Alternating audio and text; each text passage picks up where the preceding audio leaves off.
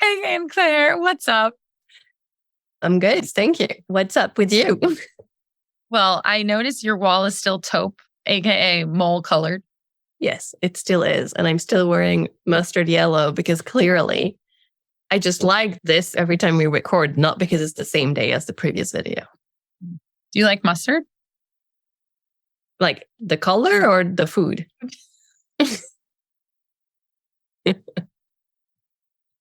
Actually, yes to both, but for the color and the food, it sort of depends on with what and where. I like wearing mustard color, but not every day. And I have touches in my apartment, but I wouldn't like paint a whole wall mustard yellow.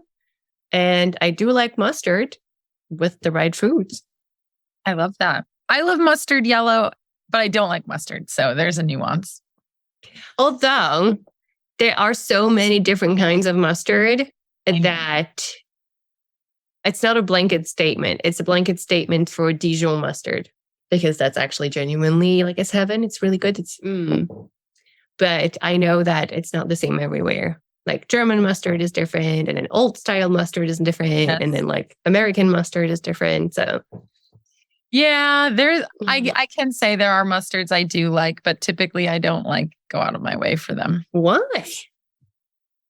Because I'm probably used to like French's American yellow mustards. Like, so what do you not like about it? I'm curious. I don't even really know what to say about that. Like, I think I didn't like the taste. A lot of things that I don't like as an adult, it's because I was a picky eater as a kid, like super picky eater as a kid, which I wonder if is a risk factor for having an eating disorder sometimes. But I was a picky eater. And so a lot of the things I honestly think it is because I was a picky eater. So many of my clients were picky eaters. And I think that we got shamed for being picky eaters. I remember people like really bothering me about my preferences and the way I was eating because I was a picky eater. And now I'm less picky than some of those humans, including my parents. So it's just a bit funny to be like, people anyway, get on their high horse about picky eaters. They like to be like, oh, you don't like to eat this? Well, my kids eat this. And like, it's kind of like, okay, we're going to shame this kid. Yeah, picky eating is also a lot about like sensitivities with like texture. And there's art, like our fit and everything. Like it's so linked. Like I can see it with clients where it's like, it's the texture, it's the feeling, it's like the physicality of it. It's not just like, I don't like something. It goes beyond that. Like, oh my God, so much more. And also, there's so much. We should make another video on this, but I was a picky eater. So I like decided I didn't like mustard as a kid. Like the kind you see at like American barbecues, the bright yellow that looks like really, I don't know. It just never looked appealing to me. So I decided I didn't like it. But if I were to go to like Germany and get a pretzel and they gave me like nice little mustard, I'd probably like it or be fine with it. It just depends on. They don't serve you a big pretzel with a thing of mustard like they do in the US. I've gotten that in Germany. They don't have that in the US. No, they don't. They have a weird cheese thing. I saw that in New York. They're like pretzel and cheese. And I was like, that is a mountain I would die on. Like that is a hill I would choose to die on. Like the deliciousness of pretzels with melty cheese. Ugh. It is so good. I don't know. Like honestly, give me a good Bavarian chicken with a big pretzel and all the extras that they have. And a pretzel together. Sort of. Like you literally like if you ever go to Oktoberfest, it's like the dish as per my understanding. I'm not German, so maybe I'm wrong. Maybe I understood everything wrong. But who can comment on this? They have a lot of chicken. They roast so many chickens. There are other options, but they roast so many chickens. And then they have these massive like pretzels that are like very bready. It's so good. And I remember going there for my first Oktoberfest and we ordered a whole roasted chicken and then a few of those big pretzel breads and we're just like eating, like literally like peeling pieces of the chicken and grabbing pieces of the pretzel and chomping on that. Dip it in mustard?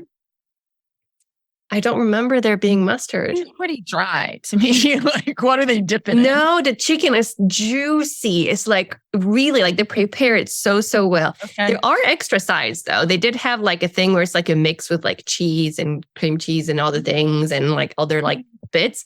But the first time I went, I was still a student and we ordered the basics, i.e. the chicken, the pretzel, the beer.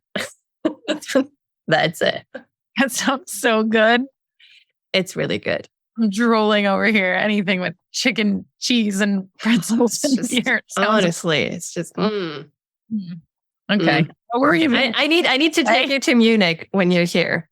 I'm probably going to go to Munich at some point. I have 2 cousins.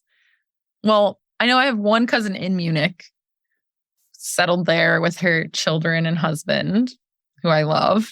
Shout out to Caitlin and Stefan. And then I have another cousin who just moved out to Germany for the military stuff with her husband and kids. So I'm destined to go there. I've been to Munich already, but that was when I was 21 and had no income and was studying abroad, and it'd probably be a very different experience now. Probably. Yep. Let's make it happen. And let's answer one question. Actually, it wasn't a question. It was more so a statement. Someone shared with us that what they're struggling with is that they feel like they're supposed to deal with their eating disorder on their own because it's a personal thing. And, I just feel like it's my thing to deal with. I should be able to deal with it on my own. Again, my heart feels so compassionate towards this person because I think it's easy to collect that mindset in the world we live in, right? Like people are told that it's strong to be completely independent and it's a sign of weakness to ask for help, right? So I could see how it would be easy for yourself to hold yourself to a standard of, I can do this on my own and I'm weak if I need more help and more support. Like I could totally see how that would be a mindset one can get trapped in. Yes. And I have to say, I'm team did recovery as much in secret as possible. So I get it. I did recovery very secretly, or at least, we hardly talked about it in my family. I didn't even tell my parents or my brother. I told them after. You went and got your therapist like on your own and you were quiet. Yeah. So I searched a therapist that I was going to be able to see on the weekend because then I wouldn't mess up with my work and, other schedules. And my work was really intense. So I literally could not make commitments, even like after work, like an evening time. I would like regularly spend a whole evening working at my old job. So not even feasible to do that. So it had to be on the weekends, obviously not on Sunday. People don't work on Sundays really. So it had to be a Saturday and it had to be somewhere that I could reach easily so that, I wouldn't mess up other potential plans of the anyways. I was very secretive. I didn't tell, I told my partner because he's actually the one who suggested I should see a therapist, which I totally said like, no, I'm fine. I'll figure it out on my own. Clearly, I did not. Pretended for a few months that I was dealing with it after telling him how I felt. And then I was like, okay, I'm not dealing with it. So I need help. But yeah, I did it like extremely secretively. So I get it. Like, I get it. I so get it. Right. But there are people where doing it on your own also looks like refusing to get therapy and refusing to. That's different. Right. And that's the thing. Like you can be secretive and still be reaching out for help. Like I didn't. And you can be protective. I genuinely believe that this was protective for my recovery at the time. Oh, interesting. For me, not talking about it, I said enough to get the help I needed because I don't think I was in the mindset of I need to do this alone, but I was ashamed. So that's where my secretive nature came from, was the shame of the eating disorder itself. It wasn't coming from the shame of asking for help. Let's be real. I was ashamed too. Yeah. That was part of the mix. I could see that in your answer. I think there's people making this statement. The shame is connected to asking for help, which is a different version of, I don't know, like this situation is again pretty nuanced, but I would ask yourself, like, if you are making this statement, I need to do this by myself, I should be able to do this by yourself. Like, why? Why do you think that? Where might that belief have come from? That's something you could explore with a therapist is like, what are the roots of this belief that you form? Like, I should do recovery alone.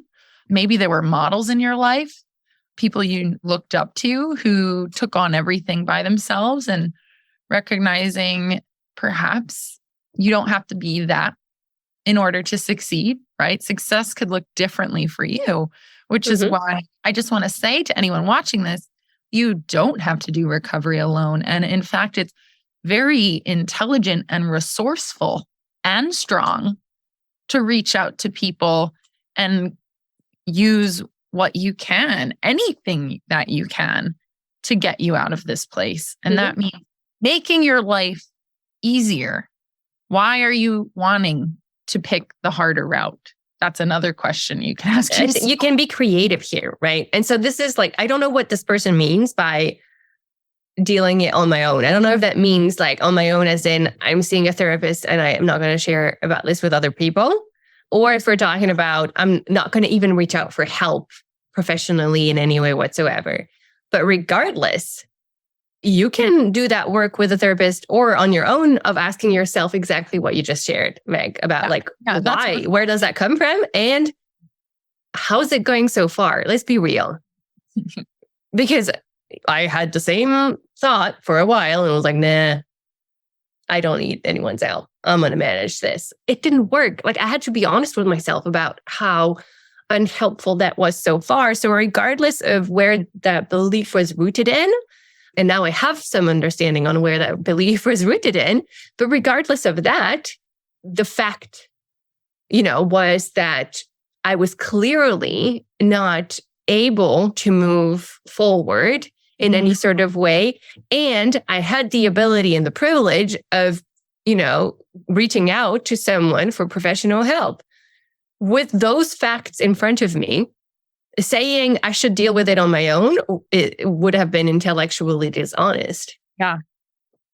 Well, while you're talking, it's funny. I think a lot of people think they need to deal with things on their own because they don't want to turn it into a thing. They don't want to make it into a legitimate, real problem. They're like, I can handle this on my own and I can contain this. I don't want to make it a thing, because once I start talking about it to people, it becomes an actual thing. Do you know what I mean? Like, I can see people being in that mindset of I can do this on my own because I don't want it to become a bigger issue. But at the end of the day, you kind of are making it a bigger issue because you're just giving yourself the opportunity to fall deeper and deeper into your disorder.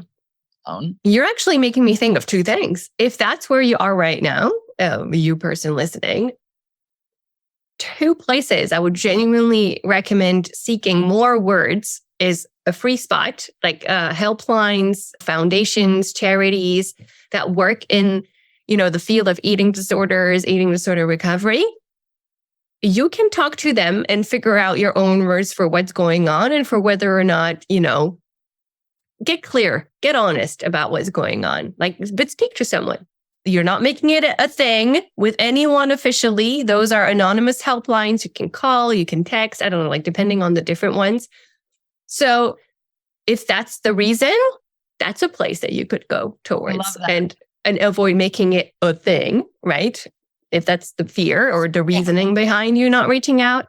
Or, and this is the magic, and this is not because we're the founders of the Recovery Collective, that's just my genuine belief about it conceptually, is that those communities help humans see themselves reflected in others and be like, and then things click and things shift and things move, because suddenly you start seeing your own humanity reflected in other people. And suddenly that space where you get to see other people being vulnerable allows you to be vulnerable and starts breaking down that shame that we carry. And that is totally linked to the, I should be able to deal with this on my own. And it can help you take that further step. I know for a fact that we had people we have people in the eating disorder, in the recovery collective that joined us and then built the team. Yes. And then reached out for extra help because they're like, yes, this is what's going on for me. And this human deserves help. And I am just another human and I deserve the same kind of help. And I want someone that helps me out in this way as this person is receiving. So, and that's a pretty low cost option for you. So if that's a barrier, we're not free, but we are low cost. Such a good piece of advice, honestly. It's like, if you feel like you should be doing this on your own and you're afraid for that professional help, there's nothing wrong with jumping into maybe a community of people who understand, even just lurking in a community of people who understand. You don't have to come to the recovery collective and go to every call, and show up and talk about yourself. We have people who just, I call them lurkers with love. They lurk in the shadows, kind of reading the posts on the page, watching the recordings. And then maybe one day they come to a call and they have the ability to connect that way. But honestly, it's such a cool place to go on the internet. But anyway, I'm getting a little passionate about. I do want to remind our humans watching, listening of one very basic, simple thing, which is your basic human needs, regardless of what is your spot in life, is food, water, rest, and connection.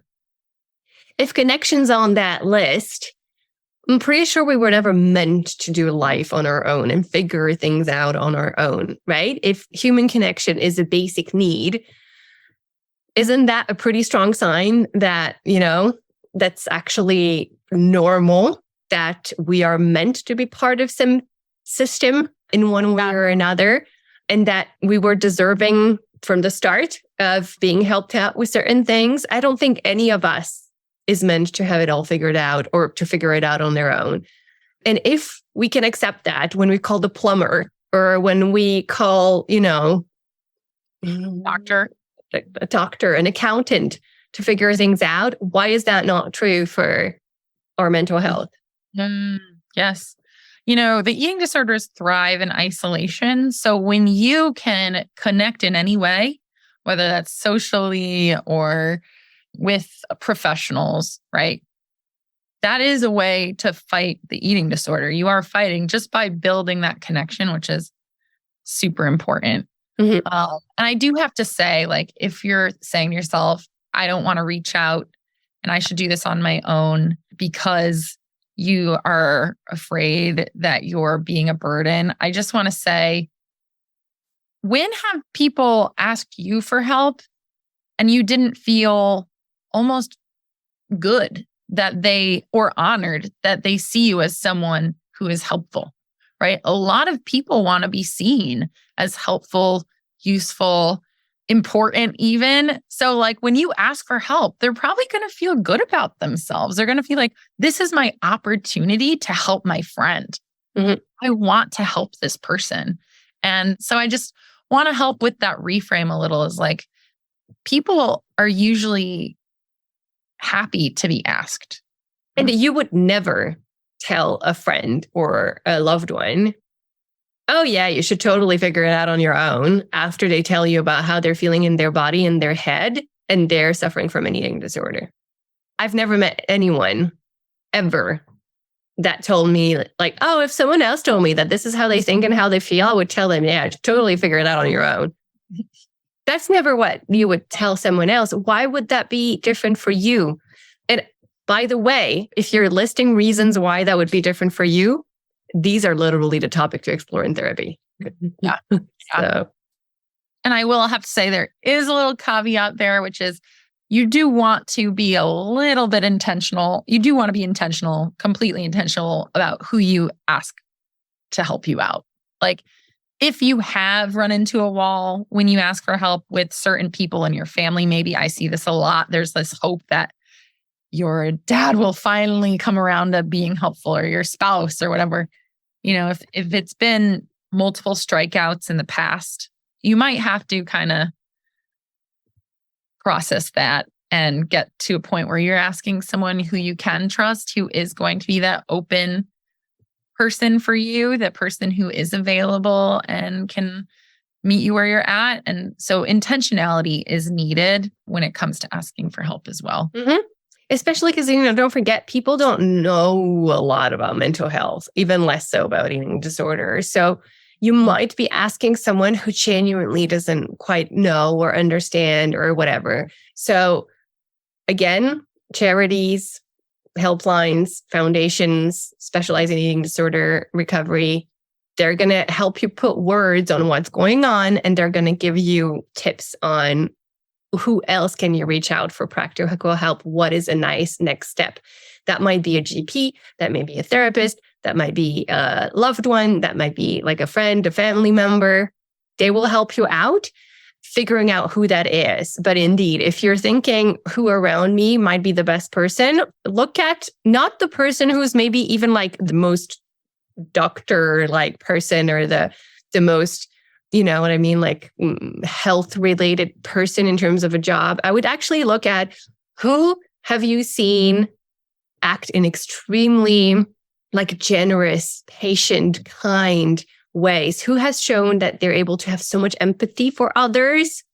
That's the golden person that you can go towards. Because even if they don't understand mental health or eating disorders, they have already proven to you that they have, that golden heart, and they're going to be able to hold that space. And maybe they'll just figure it out with you if they don't know. Yes. Identify your golden hearted person. Mustard yellow hearted. And this is why I wore this today. Full circle. I love it. Okay. Well, I feel like we have done a great job explaining. I think we must say goodbye to our friends today. Thank you guys for watching again. We care about you. If you want to join the Recovery Collective, we are opening the doors on January 19th, which is really exciting. So go to our website, we'll link it below, and sign up for the waiting list so that you will know exactly when the doors are open and available for you to become a new member. We only accept new members 3 times a year. And then we can actually talk to each other. That gets us excited. That gets us so excited like that. We'll speak. What was that? I said that gets us excited, but I got so excited that I couldn't speak. So there's that. Yes, exactly. Well, it does get excited. We can't talk anymore. But we do get excited because we love our YouTube family here. We know that there are many of you who watch these videos, who stay engaged. And if you enjoy them, you can work with Anne, Claire, and I in a group setting inside the Recovery Collective, along with others who are in similar situations and places in recovery and eating disorder world as you are. So think about it. Join the waiting list. We'd love to have you. Anne, Claire, you're the bomb. And thanks for being here. Thank you. See you soon. Bye. See you.